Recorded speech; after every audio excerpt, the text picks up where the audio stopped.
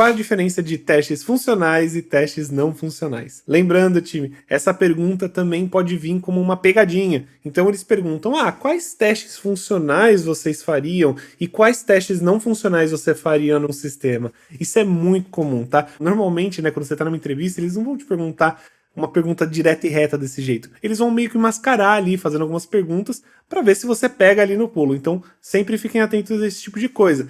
Então, caso eles perguntem, quais testes funcionais você faria e quais testes não funcionais você faria. Mas primeiro eu vou explicar a diferença dos dois.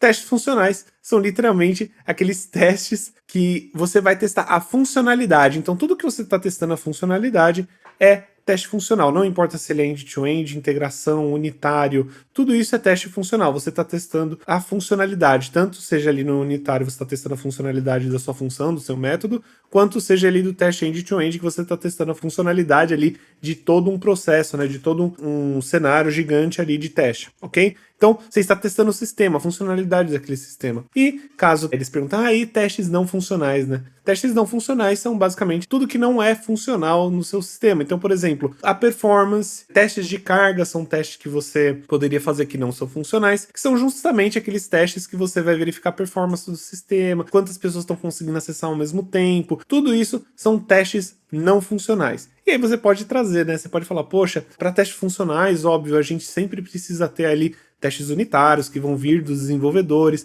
A gente vai ter também a nossa automação de teste que pode ser para os testes end-to-end, para o teste de integração. Eu costumo utilizar Cypress para poder fazer automação desses tipos de teste. Você pode trazer isso. E até mesmo testes de API. Testes de API também são funcionais. Você pode falar, não, testes de API também são testes funcionais que eu costumo fazer. E dos testes não funcionais, você vai mais pensar ali da usabilidade, da performance, então os testes de performance são sempre muito bem-vindos, testes de carga, tudo isso é o que você vai testar com os testes não funcionais e é isso que eu costumo trazer. Caso você não faça teste de performance, né, caso você não sabe automatizar os testes de performance, que teste de performance todo mundo faz, né? A gente sabe quando aquele site está demorando demais para carregar, isso já é um teste de performance. Mas automatizado, você pode até falar, eu nunca trabalhei com testes automatizados, mas esses seriam os testes que eu traria para testes não funcionais, ok? Então, essa é a diferença dos dois, tá? E é assim que você pode responder numa entrevista. Eles vão pegar que você já sabe sobre o assunto, e você vai conseguir discorrer aí sobre todo esse assunto, né? Sem problema nenhum. E tá vendo como é uma pergunta super simples? Que às vezes se você não sabe, você tá lá na entrevista e a pessoa te pergunta aquilo, você fica chocado, né? Isso já aconteceu comigo, eu sei que acontece com muita gente. Aí você fala assim, meu Deus do céu, como eu não sei uma coisa tão simples, eu não lembro. Então tá aí. Você não vai esquecer mais testes funcionais que você testa a funcionalidade e testes não funcionais que você não testa a funcionalidade. Perfeito?